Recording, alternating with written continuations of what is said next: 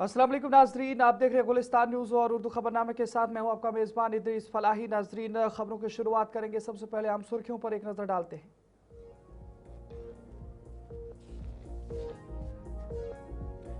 शब्बीर अहमद शाह को दहशतगर्दी funding case में मिली जमानत। अदालत ने जमानत मखसूस शराइत के साथ दी। शब्बीर अहमद शाह को अदालती हिरासत के बाद राहत। तफसीली हुक्मनामा बाद में जारी होगा।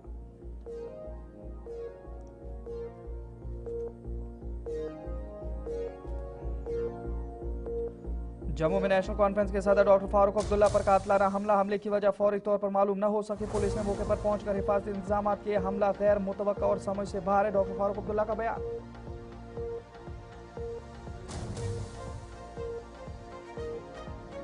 फारूक अब्दुल्ला पर हमले के खिलाफ नेशनल कॉन्फ्रेंस का एहतजाज। सिक्योरिटी नाकामी पर जिम्मेदारों के खिलाफ कार्रवाई का मुतालबा। हेडक्वार्टर में सीनियर लीडरों ने हमले की मजम्मत। राज्यसभा में अपोजिशन ने उठाया मसला। ऐवान में हंगामा।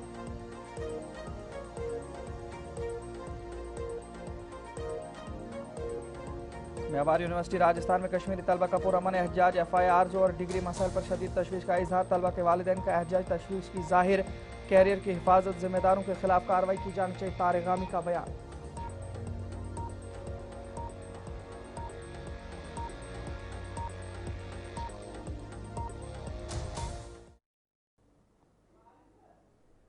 नजर आगे बढ़ जाएंगे और सबसे पहले बात करेंगे लेफ्टिनेंट गवर्नर जम्मू कश्मीर मनोज सिन्हा के हवाले से। एक बड़ी खबर आ रही है और ये बड़े बाउसुख जराए से खबर आ रही है, जहां पर बताया जा रहा है कि लेफ्टिनेंट गवर्नर मनोज सिन्हा ने डॉक्टर फारूक अब्दुल्ला से राब्ता किया है और जो कल डॉक्टर फारूक अब्दुल्ला के साथ मामला पेश आया है उस पर बारीक बीनी से जांच का भरोसा लेफ्टिनेंट गवर्नर ने दिलाया है। वहीं पर जम्मू कश्मीर के DGP नालन प्रभात से इस मामले की तहकीकात का फौरी हुक्म भी दिया गया है। जराए से ये जानकारी मिली है और आपको बता दें, जहां पर जिस तरीके से गुज़श्ता रात की बात करेंगे जब ग्रेटर कैलाश के अंदर डॉक्टर फारूक अब्दुल्ला पर हमला किया गया और उसके बाद इस हवाले से जब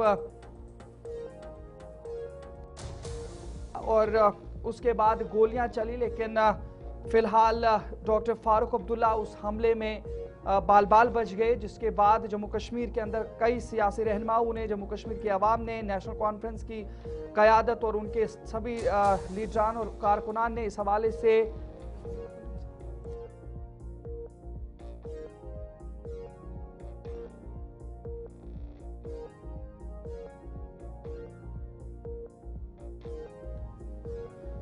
हम अब लेफ्टिनेंट गवर्नर मनोज सिन्हा की जानिब से भी इस पूरे मामले पर तहकीकात का मुतालबा किया गया है। तहकीकात के हवाले से कहा गया है और डॉक्टर फारूक अब्दुल्ला से बाकायदा तौर पर इस हवाले से बताया जा रहा है कि लेफ्टिनेंट गवर्नर मनोज सिन्हा की जानिब से इस पूरे मामले के हवाले से राब्ता किया गया और फिर डॉक्टर फारूक अब्दुल्ला को ये कहा गया है कि इस पूरे मामले की बारीकबीनी से तहकीकात होगी और एक भी चीज़ इसमें नहीं छोड़ी जाएगी जब इस मामले की कार्रवाई ना हो। यानी कि लेफ्टिनेंट गवर्नर की जानिब से ये कहा गया है कि जो DGP नालन प्रभात हैं वो इस पूरे मामले की इस तरीके की तहकीकात कराएंगे कि हर पन्ना खुले, ताकि किसी भी किस्म का कोई सुराग ऐसा न रहे जिससे तहकीकात में कोई रुकावट आए, बल्कि हर तरीके से इस पूरे मामले पर तहकीकात की जानी चाहिए ताकि इस पूरे मामले पर यह तहकीकात वाज़ेह हो सके कि ये पूरा मामला क्या था और किस तरीके से इस तरीके का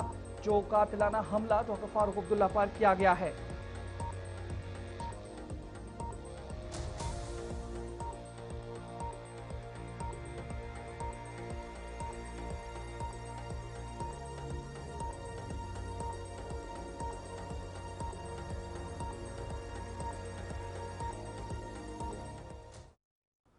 मुफ्ती आजम नासरुल इस्लाम ने जुमतुल विदा के हवाले से कहा है कि ईद उल फित्र का अंदाज़ा लगाना मुश्किल है, ताहम कल के जुमे को फिलहाल जुमतुल विदा के बतौर मनाया जाएगा। इधर श्रीनगर के तारीखी जामे मस्जिद में रमज़ान के आखिरी जुमा जुमतुल विदा कल मनाए जाने के हवाले से तैयारियां मुकम्मल कर ली गई हैं। मीरवाइज कश्मीर डॉक्टर मौलवी उमर फारूक जुमे का खुतबा 12:45 पर देंगे, जिसके बाद दोपहर 2:20 पर नमाज जमात होगी और अवाम खुसूसन बाद में पहुंचने वाले नमाजी अपने सज्जादे साथ लाएं, जबकि रमज़ान के आखिरी दिनों में दुआ की जाएगी। इस हवाले से भी जानकारी मिली है। अल्लाह ताला हमारे रोज़े और इबादत कबूल फरमाए और अमन और रहमत नाजिल करे। इस हवाले से जहां पर कल की ये तकरीब है, इस पूरे मामले पर अब तैयारियां मुकम्मल कर ली गई है। वहीं पर बात दरगाह हजरत बल की करेंगे, वहां पर भी अवामी इज्तिमा मुनक़िद होगा, जहां पर अवाम के ज़्यादा से ज़्यादा तादाद में जुड़ने की भी तवक्को जाहिर की गई है।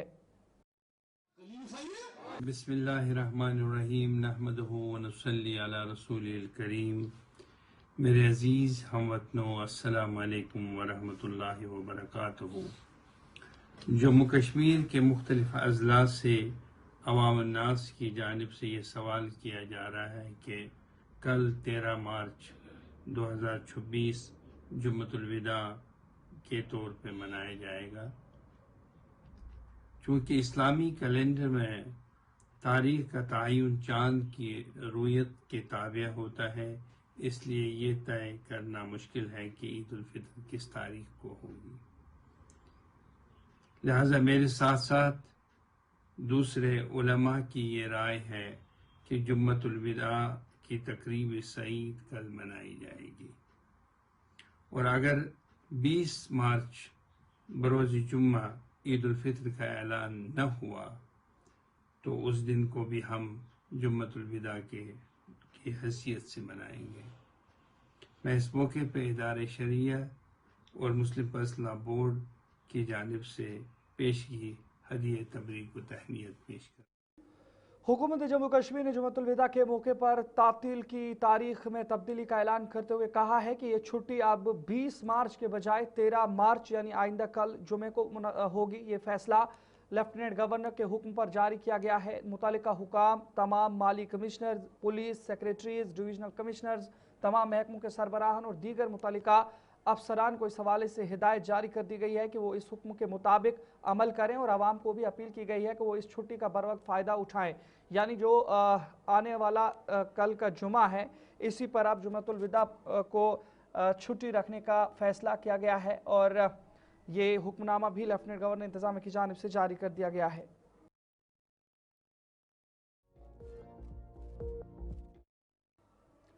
सुप्रीम कोर्ट ने कश्मीरी अलहदगी पसंद रहनुमा शब्बीर अहमद शाह को दहशतगर्दी फंडिंग केस में जमानत दे दी है। सुप्रीम कोर्ट ने अपने फैसले में कहा है कि जमानत कुछ शराइत के साथ दी जा रही है, जबकि इस मामले में तफसीली हुक्मनामा बाद में जारी किया जाएगा। ये केस मुबैना तौर पर दहशतगर्दी की फंडिंग से मुतालिक है, जिसकी तहकीकात कौमी तहकीकाती एजेंसी यानी NIA की जानिब से की जा रही थी। शब्बीर अहमद शाह को इस केस में पहले गिरफ्तार किया गया था और वो काफ़ी अरसे से अदालती हिरासत में थे। सुप्रीम कोर्ट के इस फैसले के बाद उन्हें बड़ी कानूनी राहत मिली और अदालत ने वाज़े किया है कि जमानत मखसूस शराइत के साथ होगी, जिनकी तफसील हुक्मनामे में दी जाएगी।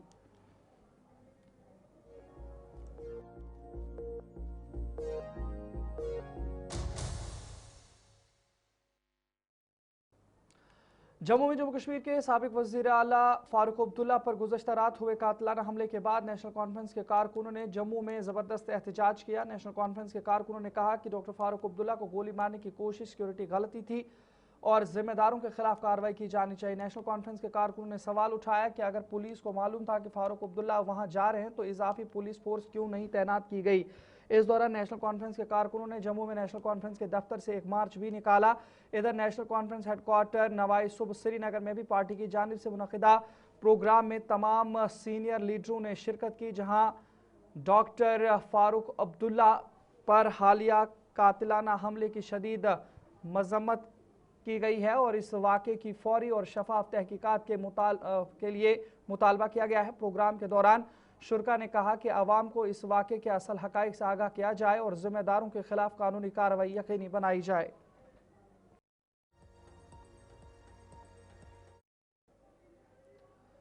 नेशनल कॉन्फ्रेंस पार्टी के सदर डॉक्टर फारूक अब्दुल्ला पर गुज़श्ता शब जम्मू में कातिलाना हमला होने के बाद ज़रा इब्ला के नुमाइंदों से बात करते हुए यह हमला किस वजह से किया गया था, इस पर डॉक्टर फारूक अब्दुल्ला की जानिब से आज फिलहाल बयान भी जारी किया गया। ताहम ये मालूम नहीं हो सका कि यह मामला किस तरीके से पेश आया है। ये वाक़या इंतहाई अफसोसनाक करार दिया गया है।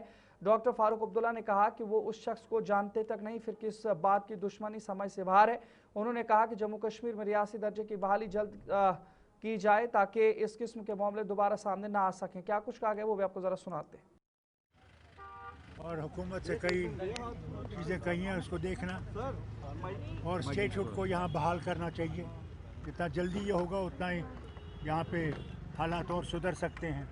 ये देखिए बेवकूफ़ आदमी है, बेवकूफ़ आदमी को क्या कहेंगे आप। वो तो मैं समझता हूँ दिमाग ही उसके पास नहीं था, नहीं तो न तो उसको मैं जानता हूँ 20 साल से क्या उसको मुझसे पड़ी है, कुछ समझ नहीं आती मुझे। अब वो तहकीकात कर रहे हैं और मिस्टर साहब ने मुझे कहा है कही है कि पूरा इसकी तह तक जाएंगे और मुझे उम्मीद है ये सब ठीक निकल आएगा, हमें पता लगेगा क्या बात है, इसमें पीछे कौन है। मंशियात की स्मगलिंग के खिलाफ एक अहम कामयाबी के तौर पर जम्मू पुलिस ने BSF के साथ मिलकर एक मुश्तरका कार्रवाई में बैनुल अक़वामी मार्केट में 12 करोड़ रुपए मालियत की आला मयार की हेरोइन बरामद की है। ये कार्रवाई पुलिस स्टेशन बिशना के दायरे इख्तियार में वाक़े बहादुरपुर गांव के जरिए खेतों में अमल में आई। पुलिस के मुताबिक जम्मू पुलिस को मुश्तबे ड्रोन ड्रॉपिंग की इत्तला मौसूल हुई, जिस पर फौरी तौर पर 101 BNSS BNPSF के साथ मुश्तरका सर्च ऑपरेशन शुरू किया गया। खेतों में एक बैग बरामद हुआ जिसके साथ रस्सी और हुक लगी हुई थी और इसके अंदर छोटे पैकेट में हेरोइन जैसा मादा मौजूद था। इब्तदाई जांच के मुताबिक हर पैकेट में तकरीबन 2 किलोग्राम हेरोइन जैसा मादा पाया गया है। 2 किसान जो खेत में गए थे चारा काटने के लिए, बाप बेटा, तो जब काट रहे थे तो काटते काटते उन्होंने जब आगे पहुंचे तो वहाँ पे उनको एक बैग मिला। उस बैग में जब उन्होंने सोचा पता नहीं क्या कुछ है, फिर उन्होंने उसको खोला, जब खोल के चेक किया तो उसको कुछ अलग चीज़ दिखी। तो फिर उन्होंने मेरे को कॉल की कि ऐसे ऐसे बात है तो यहाँ पे आओ। फिर मैं जब वहाँ पे पहुँचा देखा हमने तो कुछ अलग ही दिखा, हमें आज तक ऐसा चीज़ तो कभी देखी ही नहीं है इस इलाके में। तो फिर मैंने SHO साहब को फ़ोन किया, उन्होंने मेंढर सब डिवीजन के एजुकेशन जोन हरनी में वाक़ गवर्नमेंट हाई स्कूल सरोथी की इमारत 7 साल गुजरने के बावजूद ताहाल मुकम्मल नहीं हो सकी, जिसके बाइस तलबा और असातिज़ा को शदीद मुश्किलात का सामना करना पड़ रहा है। ज़राए के मुताबिक स्कूल की नई इमारत की तामीर कई साल कबल शुरू की गई थी, लेकिन अब तक ये मनसूबा मुकम्मल नहीं हो सका। इमारत की तकमील में ताख़ीर के सबब तलबा को नाकाफ़ी सहूलियात के साथ आर्जी कमरों में तालीम हासिल करनी पड़ रही है, जिससे उनकी तालीम और तालीमी माहौल मुतासिर हो रहा है। मकामी बाशिंदों ने तामीराती काम की सुस्त रफ्तारी पर सख्त तशवीश का इजहार जाहिर किया है। उनका कहना था कि 7 साल का तवील अरसा गुजरने के बावजूद स्कूल की इमारत मुकम्मल न होना अफसोसनाक है।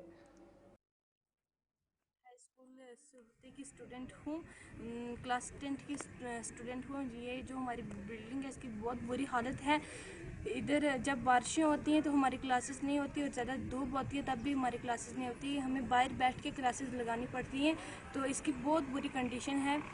इधर से 3-4 दफ़ा स्टूडेंट भी गिरे हैं, तो मैं ये अपील करती हूँ कि जल्द से जल्द कंप्लीट की जाए और मेरी आपसे यही दरख्वास्त है कि सरदार साहब नस क्या ये होना चाहिए। 400 बच्चों पढ़े लोगों भी ये जल्दी जल्दी ये प्लस्तर की हो जाए। बच्चे में बहुत परेशानी है जनाब, ये जनाब करनी चाहिए जी जो हमारा स्कूल जल्दी तैयार की हो जाए। इन बच्चों में बहुत परेशानी है भैसन उठन में बड़ोगे। बिस्मिल्लाहिर्रहमानिर्रहीम, अम्मा बाद फाऊज़ु बिल्लाहि मिनश्शैतानिर्रजीम, बिस्मिल्लाहिर्रहमानिर्रहीम। आज मैं इन मीडिया की वसातत से जो हमारा गवर्नमेंट हाई स्कूल सुरती है इसमें 350 प्लस बच्चे हैं और ये जो बिल्डिंग है आज तक अनकम्प्लीट है। इसमें 1 करोड़ 30 लाख रुपया आया। जो यहाँ आज तक जो ये बिल्डिंग बनाई गई है इनका कोई कंप्लीट काम नहीं हुआ, क्योंकि हमारे 5-10 बार यहाँ से बच्चे जख्मी हो गए हैं। ऊपर से जब ईंट गिरती है तो उसमें हमारे बच्चे जब जख्मी होते हैं तो यहाँ बहुत शोर और गुल मच जाता है। मैं इन मीडिया की मुसासित से अपनी आपको दोबारा खैर मकदम है। आगे बढ़ जाएंगे, बात जिला पुंछ के हवाले से करेंगे और बफलियाज के गांव सावनी में पीने के पानी की शदीद किल्लत ने मकामी बाशिंदों की जिंदगी अजीरन बना दी है। मकामी लोगों का कहना है कि यह मसला गुज़श्ता तकरीबन 70 बरसों से बरकरार है, लेकिन मुतालिका महकमे की जानिब से अब तक कोई मौसर कदम नहीं उठाया गया। देहातियों के मुताबिक मुक़द्दस महीना रमज़ान के दौरान सूरत हाल और भी ज़्यादा संगीन हो जाती है, क्योंकि इस दौरान इलाके में तकरीबन पानी की सप्लाई बंद रहती है, जिसके बायस लोगों को अपनी रोज़मर्रा ज़रूरियात के लिए तकरीबन 2 किलोमीटर पैदल चलकर पानी लाना पड़ता है। मकामी लोगों ने इंतज़ामिया से अपील की है कि वो फौरी तौर पर इसमें मुदाखलत करके आवाम को राहत पहुँचाने का काम करें। जनाब हमारी रोड की लात पानी की जी पैप ही बिक जी ने 400 पैप आई है जिसमें एक पैप नहीं लग गया होना, तो पानी का लाता नहीं देखने लगे ये पैपा की लात देखो तो फिर पार पैप लाई आनी कस्सी चल रहे थे हम देखो जी कस्सी चो आनी पानी गंदो लाई हुई है ये आजमू तोड़ वास्ते तो पानी की या क्या था पैदा हम क्या करा फिर किस करा यो इस तरह करा क्या करा इंगा दारू पानी कार करना और का कर बहुत मुश्किल है भाई, बहुत मुश्किल है। हाँ बहुत मुश्किल है। रहने वाला हूँ सर, पानी की बहुत बड़ी किल्लत है हमारे में, पानी बिल्कुल कोई नहीं। आप मौका देखो, इतने ये जो पूरा गांव है इसमें पानी कोई नहीं है, को ना कोई वाटर का कोई पीएचई वालों का कोई पानी नहीं है, कुछ नहीं है, पाइपें नहीं है, तो हम गंदा पानी मैं गुजारता हूँ कि हमारे इलाके में जो पिछले 70 साल से आज तक एक बार जो है पाइप बिजली के इसका पानी का पाइप लगा था, लेकिन वो पाइपें में उठाकर लोगों ने बेच दी। लेकिन आज हम इतने तरस रहे हैं कि पिछले 4-10 महीने से जो इतना रोड़ा हो रहा है कि हमारे माल मवेशी पानी पीने के लिए हम पानी नहीं मिल रहा और ना ही हमें खुद पीने के लिए रमज़ान में इतने शोपियां के क्रशपथरी के रिहायशियों ने शिकायत की है कि इलाके में सड़क की बहाली अभी तक मुकम्मल नहीं हुई है। मकामी लोगों के मुताबिक तवील जदोजहद के बावजूद सिर्फ निस्फ सड़क तामीर हुई है और इलाके में एक लकड़ी का आर्जी पुल मौजूद है। इस पुल की वजह से कई हादसा पेश आ चुके हैं, जिससे रिहायशियों में शदीद तशवीश पाई जा रही है। उन्होंने कहा कि जब भी इंतखाबात करीब आते हैं, सियासी रहनुमा वोट लेने के लिए उनके इलाके का दौरा करते हैं, मगर मसाइल हल करने की बारी आती है तो कोई वापस नहीं आता। उनका कहना है कि आज भी वो 1947 की ज़िंदगी जीने पर मजबूर हैं, क्योंकि गाड़ियां अभी तक उनके गांव तक नहीं पहुंच सकी हैं। सर ये बदकिस्मती की बात है, पहले 2000 मेरे ख्याल से 2010 से बोल रहे हैं, कल सुबह शाम वोट भी डालें। यहाँ पे देखिए बस्ती सैलाब आता है, यहाँ पे बीमार होता है, कोई कुछ भी होता है, लेकिन कोई गवर्नमेंट इस पर तवज्जो नहीं दे रही है। तो हमारी गवर्नमेंट से दरखास्त है कि इस पे जल्द से जल्द आज लाके खाली वोट निवन तो ना कत दिवन ना सड़क दिवन आज बीमार गसन यछन आज 4 पे निवन तो बे शोर गसन दफ्तर अच्छन शोर गसन ये मुश्किलात सठा। मोन नाम मोहम्मद यूसुफ मलिक वालद अब्दुल अजीज मलिक रोजान क्रेज पाथरी आज वोत 1945 पे सान प्रान तो लाड़न अ बार बार वोटन निवन सुबह कदल सुबह बजाय पत कहें पे बी वोटिंग हे तुम त्रु वोट गो खड़ा दिमो कदल 1947 पे गो ये आज ये दमस तान कल दपान सुबह दपान कल डीजी युक डीजी साहब वोत यो 3-4 डीजी साहब तो अहम। हम इस वक्त मौजूद है शोपियान हेडक्वार्टर से तकरीबन 8 किलोमीटर। अवतार 19 में यहाँ के लोगों के साथ एक वादा किया गया था कि यहाँ पे एक जो है पुल बना दिया जाएगा, मगर 2019 से आज तक जो है ये पुल जो है नहीं बना हुआ है। यहाँ के लोगों का कहना है कि जब वोट का टाइम आता है तो बड़े बड़े मंत्री यहाँ पे आते हैं और ये वादे करते हैं कि आपको सड़क के साथ साथ ये पुल भी जो है बना दिया जाएगा। मगर यहाँ पे मैं आपको बता दूं कि हालांकि ये जो पुल हम जहाँ पे हम खड़े हैं, यहाँ पे 4 हादसे हुए, स्कूली बच्चों का यहाँ से आना जाना है और यहाँ पे जो है एक की मौत भी वाक़ा हुई, एक स्कूली बच्ची की भी मौत जो है वाक़ा हुए, मगर एडमिनिस्ट्रेशन के कानों तक ये बात शायद नहीं। तारीखी मुगल रोड को ट्रैफिक के आमदोरफ्त के लिए बंद कर दिया गया है। पीर की गली और दीगर आसपास के बालाई इलाकों में ताज़ा बर्फबारी के बाद आर्जी तौर पर मुगल रोड को बंद कर दिया गया है। हुकाम का कहना है कि यह फैसला मुसाफिरों की हिफाजत को मद्देनजर रखते हुए किया गया है, क्योंकि सड़क पर फिसलन और हद निगाह कम होने के बायस हादसा का खदशा बढ़ गया था।